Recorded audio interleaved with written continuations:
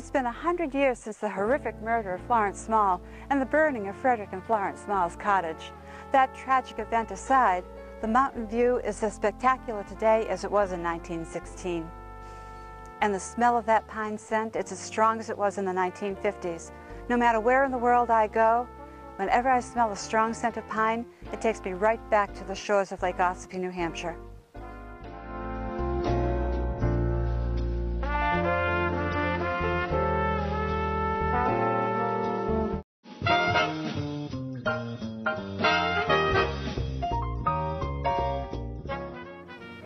This is the train station where Ed Connor, the high school principal, and Frederick Small left on a train bound for Boston to sell some insurance.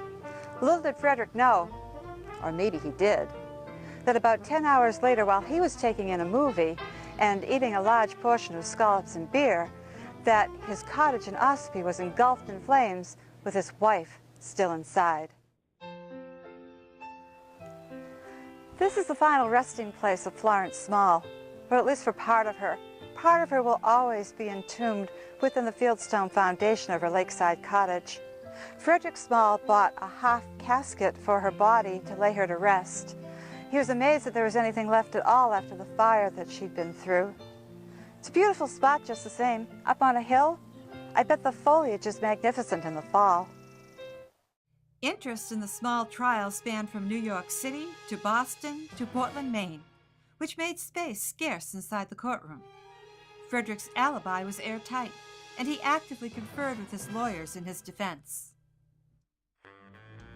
This is the courtroom where the Small murder trial took place. It was actually the first trial to ever take place in this Carroll County courthouse because this courthouse was built in 1916.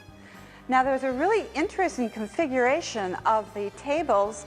Believe it or not, the prosecution was seated right here in these chairs, and then the defense was directly in front of them. This is where Small and his attorneys would be sitting.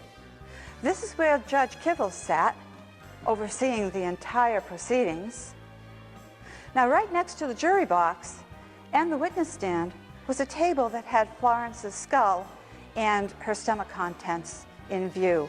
Now, there was a hospital screen in front of it that kept it out of view for most of the time, but a lot of the times it was displayed as an exhibit, and Judge Kivell would strongly recommend to the women in the courtroom to leave.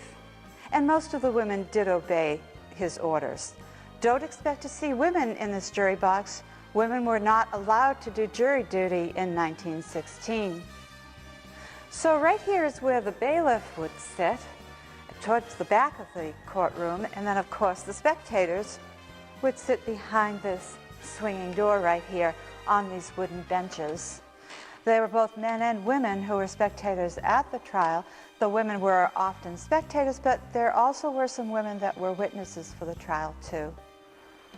Who could believe that a simple fieldstone foundation could impact so many people's lives in such a profound way?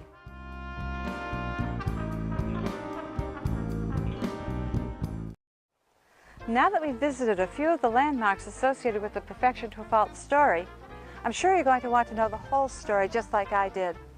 Some say that Florence still resides in her lakeside cottage, even though she was extremely lonely when she lived there. If you decide to take a trip to the Lake Ossipee region, which I strongly suggest you do, be sure to give a wave at the Small cottage. You never know. Seatales Publishing Company is excited to present the second printing of Perfection to a Fault. It's the exact same story that was so favorably reviewed by Publishers Weekly and Kirkus Reviews, among others. A new cover design and a much-requested photo gallery have been added to the second printing as the 100th anniversary of the story approaches. You can pick up your copy of the second printing at Amazon.com, Barnes & Noble, or from your favorite bookstore.